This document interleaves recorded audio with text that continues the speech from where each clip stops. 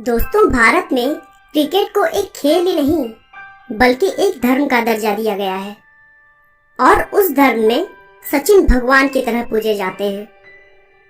दोस्तों, सचिन ही वह क्रिकेटर हैं जिसने भारतीय क्रिकेट को एक नई ऊंचाई दी और क्रिकेट के खेल को घर घर तक पहुंचा दिया।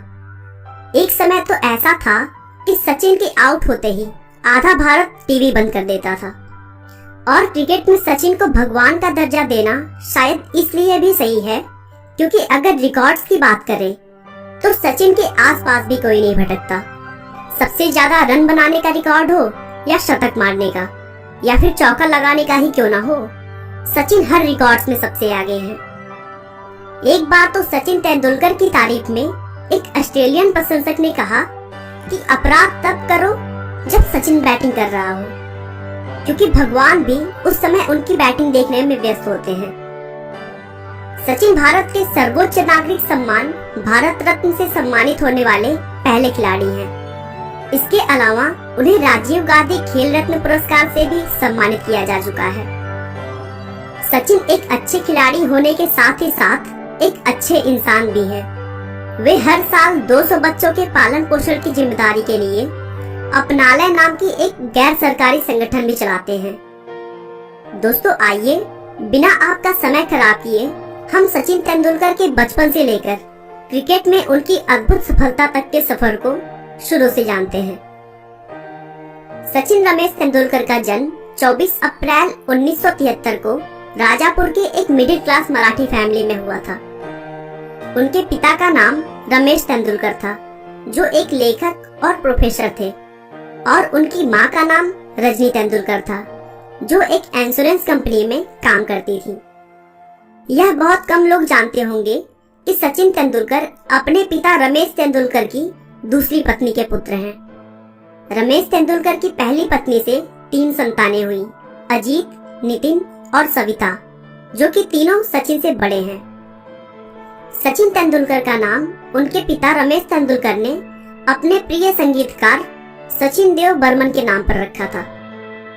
सचिन को क्रिकेट का शौक बचपन से ही है, लेकिन शुरू से ही वह बहुत ही शरारती बच्चों में गिने जाते थे, जिसकी वजह से अक्सर स्कूल के बच्चों के साथ उनका झगड़ा होता रहता था।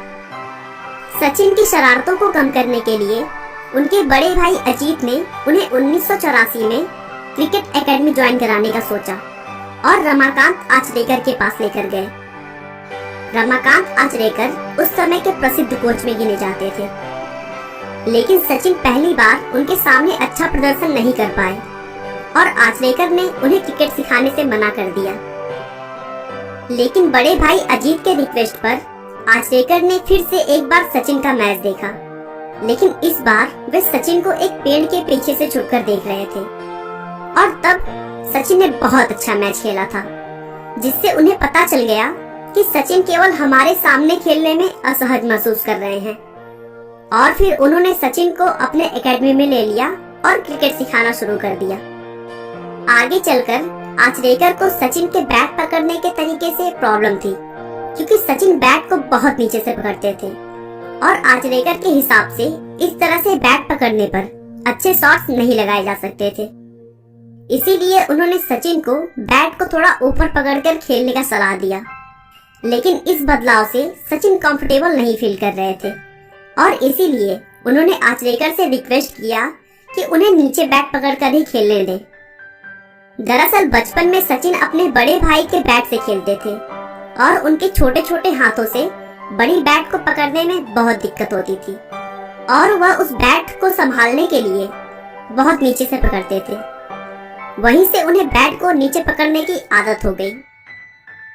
आचरेकर तेंदुलकर की प्रतिभा से बहुत ही प्रभावित थे और इसीलिए उन्होंने सचिन को श्रद्धा आश्रम विद्या मंदिर में पढ़ाई के लिए शिफ्ट होने के लिए कहा, क्योंकि वहां पर क्रिकेट की बहुत अच्छी टीम थी और उन्होंने देखा था कि सचिन को अगर एक अच्छा माहौल मिले तो वो कुछ भी कर सकते हैं। तेंदुलकर ने भी अपने कोच के कहने पर उस स्कूल में एडमिशन ले लिया और एक प्रोफेशनल टीम के साथ क्रिकेट खेलने लगे। वह वहां पढ़ाई के साथ साथ शिवाजी पार्क में रोज सुबह शाम आचरेकर की देखरेख में प्रैक्टिस करते थे। सचिन को प्रैक्टिस कराते समय उनके कोच स्टंप पर एक सिक्का रख देते थे और दूसरे खिलाड़ियों को कहते थे कि वह सचिन को बॉलिंग करें। जो खिलाड़ी सचिन को आउट कर देगा सिक्का उसका। अगर सचिन को कोई भी खिलाड़ी आउट न कर सका तो सिक्का सचिन का होता था। सचिन के पास आज भी उनमें से 13 सिक्के हैं जिन्हें वह सबसे बड़ा इनाम मानते हैं। सचिन की मेहनत और प्रैक्टिस के दम पर उनका खेल बहुत ही जल्दी निखर गया और वह लोगों के लिए चर्चा का विषय बन गए। उन्होंने अपनी स्कूल टीम की तरफ से मैच खेलने के साथ ही साथ बम्बई के प्रमुख क्लबों से भी खेलना शुरू कर दिया। शुरू में सचिन को बॉलिंग का बहुत शौक था, जिसकी वजह से 1887 में वे 14 साल की उम्र में बॉलिंग सीखने के लिए मद्रास के MRF पेस फाउंडेशन गए, जहां ऑस्ट्रेलिया के तेज गेंदबाज डेनिस लेली ट्रेनिंग देते थे। लेकिन उन्होंने सचिन को बैटिंग सीखने का सुझाव दिया क्योंकि वह बैटिंग में अच्छा परफॉर्मेंस कर रहे थे।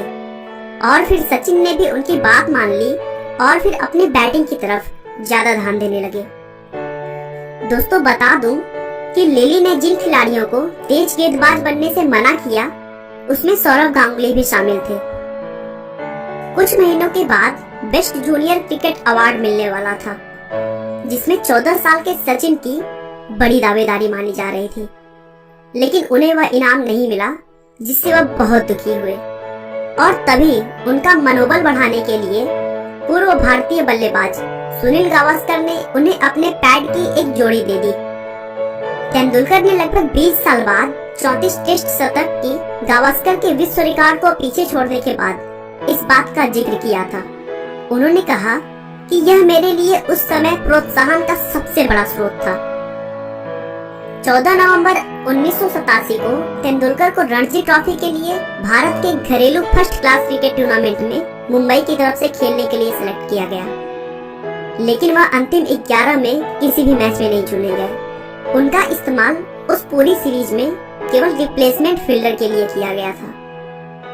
एक साल बाद 11 दिसंबर 1988 को सिर्फ 15 साल और 232 दिन की उम्र में तेंदुलकर ने अपने कैरियर की शुरुआत मुंबई की तरफ से खेलते हुए गुजरात के खिलाफ की, जिस मैच में उन्होंने नाबाद शतक बनाया और फर्स्ट क्लास क्रिकेट में अपने पहले ही मैच में शतक बनाने वाले सबसे युवा खिलाड़ी बन गए।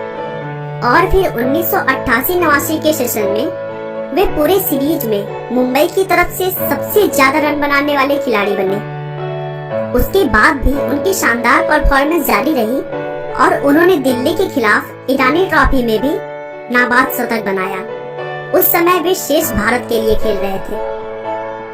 सचिन तेंदुलकर ने रणजी, दलीप और ईरानी ट्रॉफी में अपने पहले ही मैच में शतक जमाया था और ऐसा करने वाले वे भारत के एकमात्र बल्लेबाज हैं। उनका यह रिकॉर्ड आज तक कोई नहीं तोड़ पाया है। सचिन के जादुई खेल को देखते हुए सिर्फ 16 साल की उम्र में उनका सिलेक्शन भारतीय अंतर्राष्ट्रीय क्रिकेट टीम में किया गया। अंतर्राष्ट्रीय क्रिकेट में उनके सिलेक्शन का श्रेय राज सिंह डूंगरपुर को दिया जाता है, जो कि उस समय के सेलेक्टर थे।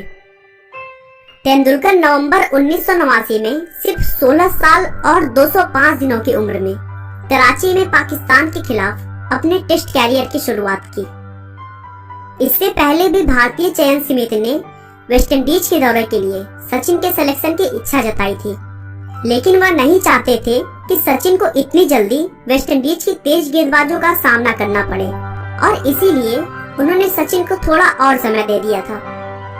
कराची में सचिन ने इंडिया क्रिकेट टीम की तरफ से पाकिस्तान के खिलाफ पहला मैच खेलते हुए 15 रन बनाए। इसी सीरीज के एक मैच में सचिन के नाक पर गेंद लग गई थी, जिसकी वजह से उनके नाक से खून आ गया, लेकिन फिर भी वह रुके नहीं और पूरा मैच खेला। उस मैच में उन्होंने 54 रन बनाए थे।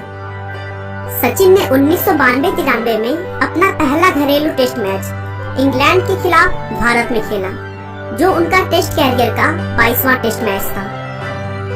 इसके बाद ऑस्ट्रेलिया और दक्षिण अफ्रीका के टेस्ट मुकाबलों में भी सचिन का प्रदर्शन बहुत ही जबरदस्त रहा और उन्होंने कई टेस्ट शतक भी जड़े। हालांकि सचिन को एक दिवसीय मैच में अपना पहला शतक लगाने के लिए 79 मैचों का इंतजार करना पड़ा था, लेकिन एक बार लय में आने के बाद सचिन ने कभी भी पीछे मुड़कर नहीं देखा और अपने जादुई बल्लेबाजी से क्रिकेट जगत के सभी रिकॉर्ड्स को तोड़ दिया। सचिन एकमात्र खिलाड़ी हैं जिनके खाते में अंतर्राष्ट्रीय क्रिकेट कैरियर में 100 शतक बनाने का विश्व रिकॉर्ड है। उन्होंने रिकॉर्ड 51 शतक टेस्ट क्रिकेट में और 49 शतक वनडे इंटरनेशनल क्रिकेट में बनाए हैं। एक दिवसीय अंतर्राष्ट्रीय क्रिकेट इतिहास में दोहरा शतक जड़ने वाले वह पहले खिलाड़ी हैं। साथ ही साथ सचिन सबसे ज्यादा वनडे इंटरनेशनल क्रिकेट मैच खेलने वाले भी खिलाड़ी हैं। उन्होंने कुल 463 वनडे खेले हैं। सचिन को क्रिकेट में उनके अद्भुत योगदान के लिए उन्हें बहुत सारे पुरस्कारों से भी सम्मानित किया जा चुका है। 1997-98 में उन्हें खेल जगत के सर्वोच्च पुरस्कार राजीव गांधी खेल रत्न से सम्मानित किया गया। उसके बाद 1999 में उन्हें पद्मश्री और 2008 में उन्हें पद्म विभूषण से भी सम्मानित किया जा चुका है। 2013 में भारतीय डाक विभाग ने उनके नाम का डाक टिकट जारी किया। इस सम्मान से सम्मानित होने वाले वह एकमात्र क्रिकेटर हैं। 2014 में सचिन को भारत के सर्वोच्च नागरिक सम्मान भारत रत्न से भी सम्मानित किया गया। भारत रत्न से सम्मानित होने वाले वह पहले खिलाड़ी हैं। वनडे क्रिकेट में बल्लेबाजी के लगभग सभी रिकॉर्ड्स अपने नाम करने के बाद 23 दिसंबर 2012 को सचिन ने वनडे क्रिकेट से संन्यास की घोषणा कर दी और फिर 16 नवंबर 2013 को अपने घरेलू मैच वानखेड़े स्टेडियम में उन्होंने अपना अंतिम टेस्ट मैच खेला। इस टेस्ट मैच को जीतकर भारतीय टीम ने उन्हें भावपूर्ण विदाई दी। अगर सचिन की पर्सनल लाइफ की बात करें तो 1995 में उन्होंने अंजलि तेंदुलकर से शादी की। उनके 2 बच्चे भी हैं जिनका नाम सारा और अर्जुन है। सचिन अपने शांत और सरल स्वभाव के लिए विश्व भर में प्रसिद्ध हैं। गुस्से में आकर वे कोई टिप्पणी करने की बजाय किसी टिप्पणी का जवाब अपने बल्ले से देने में विश्वास रखते थे। दोस्तों, सचिन ने क्रिकेट में भगवान का दर्जा अपनी मेहनत, अपनी कोशिश, अपनी लगन से हासिल की। उन्होंने क्रिकेट को इस तरह खेला कि वह सिर्फ खेल न रहकर एक प्रेरणा बन गया। आपका बहुमूल्य समय देने के लिए बहुत बहुत धन्यवाद। इस वीडियो को लाइक करके आप हमारा मनोबल बढ़ा सकते हैं। दोस्तों, अगर आप हमारे वीडियो को मिस नहीं करना चाहते तो कृपया चैनल को सब्सक्राइब कर लें। आपको यह कहानी कैसी लगी हमें कमेंट करके जरूर बताएं। धन्यवाद।